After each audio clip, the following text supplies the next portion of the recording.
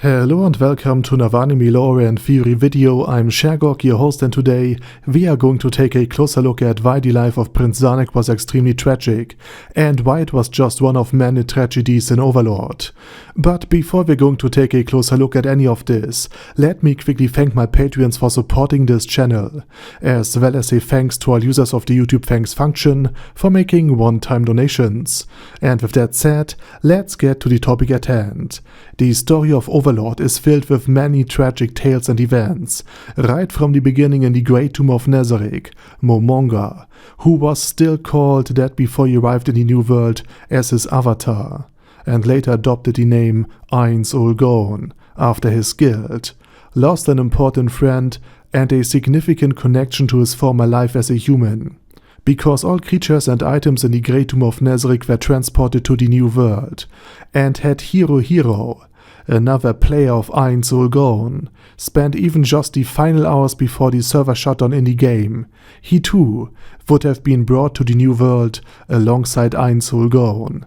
However, the work in our world more than a century in the future was extremely harsh and exhausting, and it required every scarce hour of sleep to function the next day, aided by medication and other supports, such as food. A truly miserable existence devoid of joy and meaning, where surviving one more day was the sole objective. And had Hero's job been even slightly less stressful and demanding, he might have stayed until at the end with Ainz Ooal Gown. And in that case, a second player would have arrived in the New World, someone unaffected by the emotional dampening that Ainz Ooal Gown experiences on a daily basis due to his own undead body, and the accompanying immunity to mind control that causes this. In other words, while Ainz Ooal Gown quickly realized that he had mentally become a part of the undead Overlord class that he now physically belonged to, Hero likely would have remained a monster in body, but a human in mind, and perhaps he could have even taken on a human form, much like Solution Epsilon does, who as a slime has the ability to shape and alter her body as she pleases. And we know from the bonus volume that Evil Eye's presence alone was enough to push Ainz Ooal Gown from being an apocalyptic force to a power of good and justice in the world. So in other words, neither the battle on the Cuts Plain nor the subsequent destruction of the Reistar's kingdom would have ever occurred had Ainz Ooal Gown not been alone. But tragically, Hero was too tired to stay until the very end, and thus remained trapped in his joyless job and his stressful existence in a broken world with his broken body, while Ainz was transported to the New World with nothing but a horde of monsters to lead. And many of the tragedies in the New World can be traced back to this very single point: the fate of Archer, the deception and capture of the other members of Team Foresight by Ainz, the war in the Holy Kingdom, and the end of King Ramposa III's reign, as well as the destiny of his son, Prince and later King Zanac. And Zanac is a character who strongly reminds me of Prince Pax from Mushoku Tensei. However, unlike Pax, Zanac's personal life was relatively normal, and he did not engage in abhorrent behavior, such as Pax's treatment of Roxy. On the contrary, Prince Zanac was disturbed by the desires of his younger sister, and the fanatical devotion with which the otherwise extremely reserved yet brilliant princess threw herself at her bodyguard climb. And this was understandable, as the madness was very evident in her very own eyes. But Prince Zanac was essentially the politician and statesman that his kingdom desperately needed but didn't deserve. Zanac was intelligent, ambitious, and always careful to consider the opposite side and their very own positions into his very own calculations, and he genuinely wanted to care for the kingdom itself and the people who lived in it, not just his family, friends, or the nobility in general. And during his months in power, he lived and worked for the well-being of all the people in the kingdom, consistently placing his own well-being far behind. And he fought until the very end, and died a hero. And yet, despite all of this, despite everything he had done, all he did was all in vain. But first things first, he was first and foremost a victim of his circumstances. He didn't really have an actual, legitimate claim on the throne. Because as the firstborn, the throne rightfully belonged to his older, handsome and charismatic half-brother, Crown Prince Barbaro, and the line of succession was clear. However, the reigning king and father of the brothers, King Ramposa III, was not blind. He saw that his eldest son, blinded by ambition and the pomp and luxury of kingship, had failed to notice how deeply he had become dependent on a group of powerful nobles. Barbaro relied on their power, finances, and political and military support to maintain control. If Barbaro were to reign, he would merely be a puppet, incapable of even recognizing the strings that would now control him.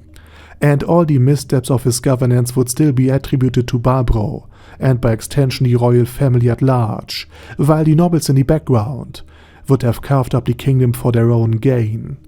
And that's why Ramposa didn't want Barbaro to ascend to the throne. He noticed how ambitious, determined and clever his second son, Prince Zanac, was, how adeptly Zanac could maneuver in the political shark tank of the court, and how he successfully formed a lasting alliance with a powerful noble, Marquis Raven. In other words, Zanac had what it took to be a king. He was made for it. And he also wasn't as indifferent to the kingdom as the brilliant Princess Renna, who really cared only about herself and her great love climb, because in the end Renna betrayed and sold out her entire kingdom just to be with her own bodyguard forever. And despite Zanac's brilliant political strategy, Ramposa was still the father of the crown prince, and he wasn't willing to openly deny the throne to his firstborn son. And this hesitation led to increased tensions between Barbaro and Zanac, with the royalists rallying behind the second-born Prince Zanac and the aristocratic faction at court behind Crown Prince Barbaro. And even during this conflict, at this early stage of his reign, Zanac proved he had what it took to be king, because during the demonic incursion of the capital, during the 6th volume, Zanac rode through the streets to show his presence, while the larger and far stronger Crown Prince Barbaro hid in the palace, and the fact that the short and relatively stoutly built Zanac demonstrated courage and inspired the troops not only put Barbaro in a very difficult position, but also damaged his reputation and significantly bolstered Zanac's standing. And this was precisely what Zanac had anticipated. He used this as a marketing stunt, so he was not about such tactics and strategies if it would benefit him in the long term.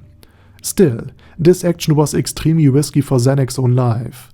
In other words, Zanac understood that kingship was not an end in itself or a privilege without any obligations, but also how dangerous it could be and how quickly it all could come to an end.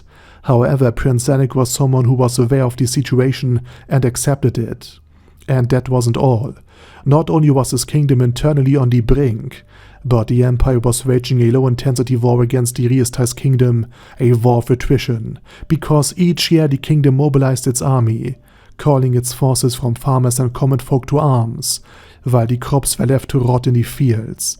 And this weakened the once rich and plentiful kingdom, and compounded by internal corruption, it was left fractured and at odds with itself.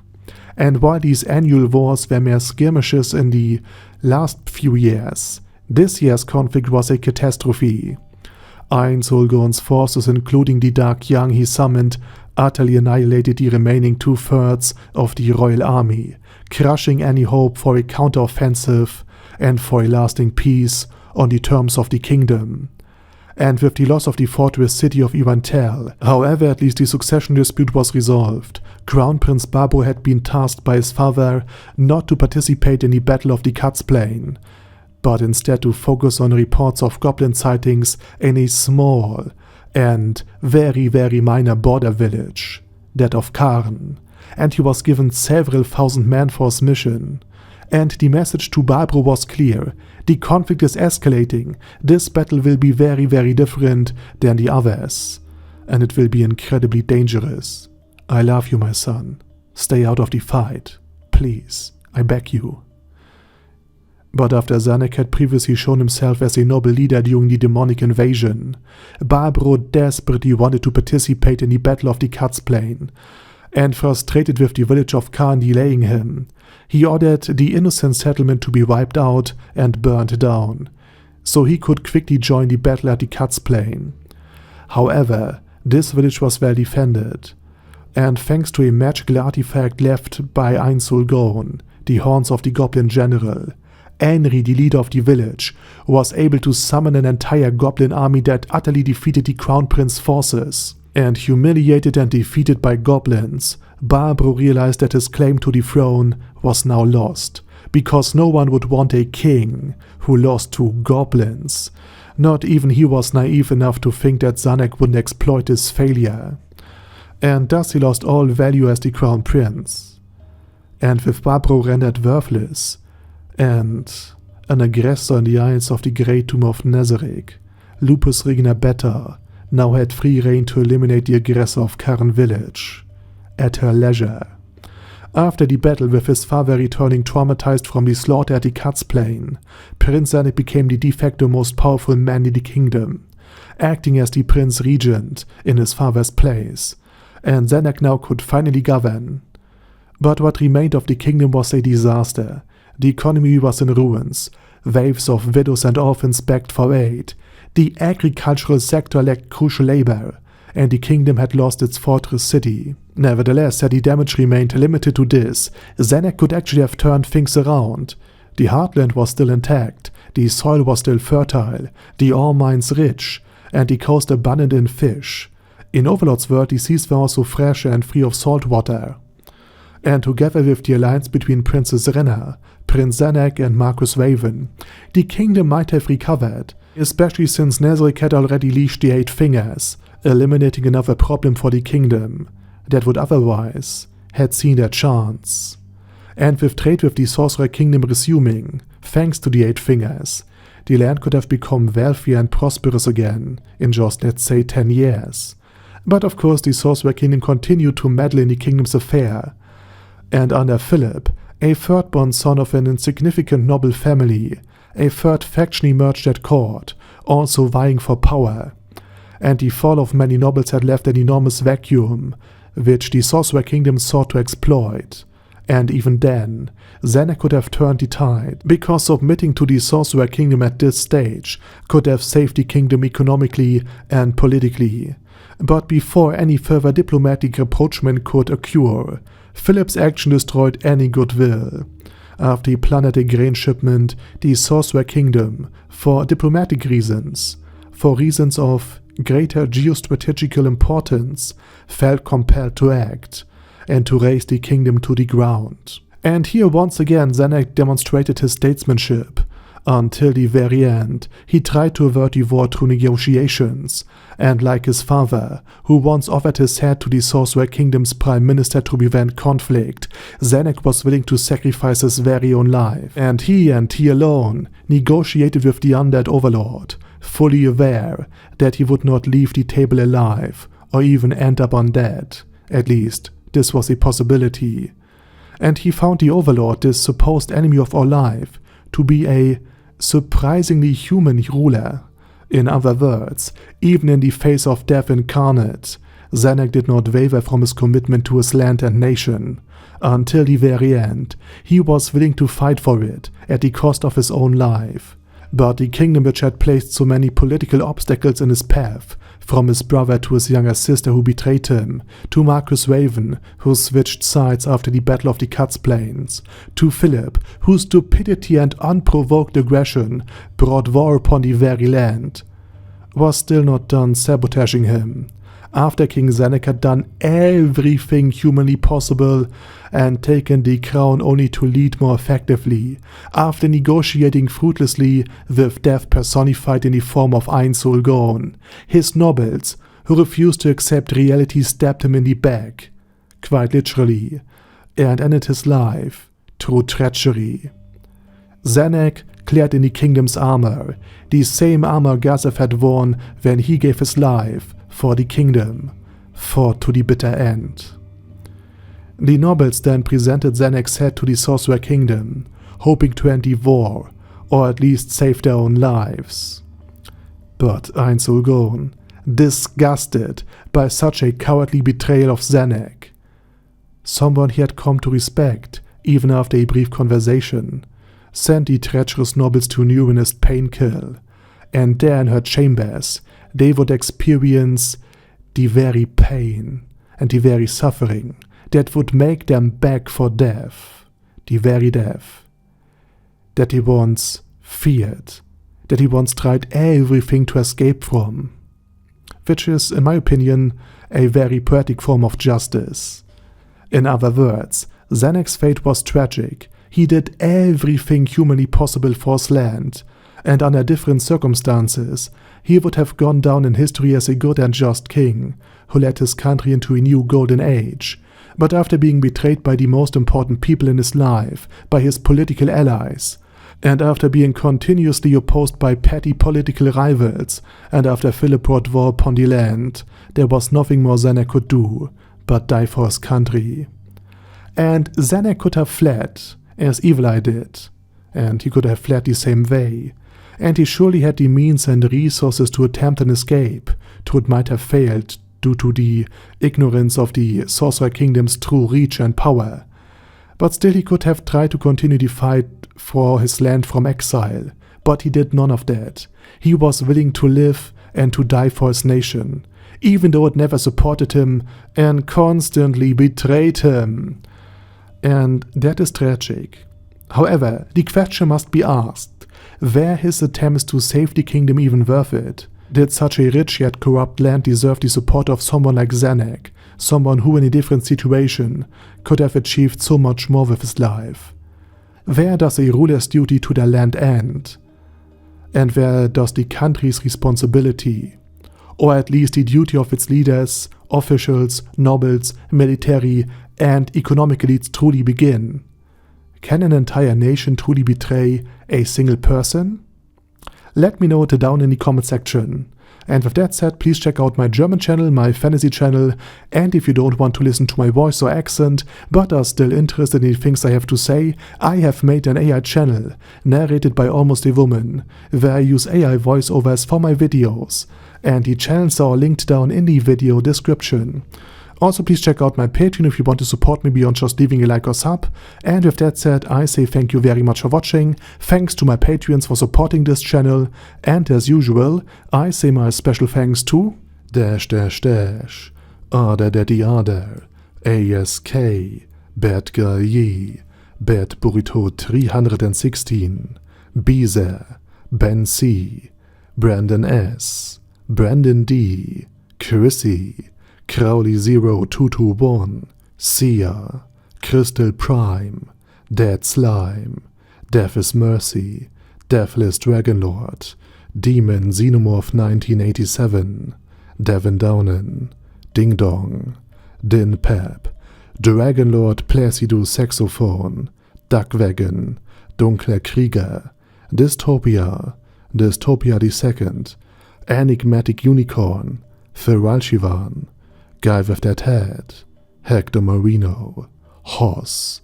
Huster, Jacob G, Jana B, Jason, J. Morris, Chromius, Kyle R, Lee K. Long, Legendarius, Lelouch Britannia with a Mustache, Lexus Fox, Lord Nishikian Rai, Lord Touch Me, Lofthraiser, Merowek, Mr. Shoes, Mr. Tweaker, Michael R, Michael Y, Nope, Oh Hell No, Normal Toad, Oh Kill, Overlord General Gaspar, Paddy Pentum, Personage, Ruru, Primus 11, Rhinomere, Q&A Caracos P, Shergox's Daddy, Shadow Lightning Wolf, Shrine Keeper, Sir Axolotl, Super Tier Magic Batista Bomb, Supreme Cheese, Staris, Ted,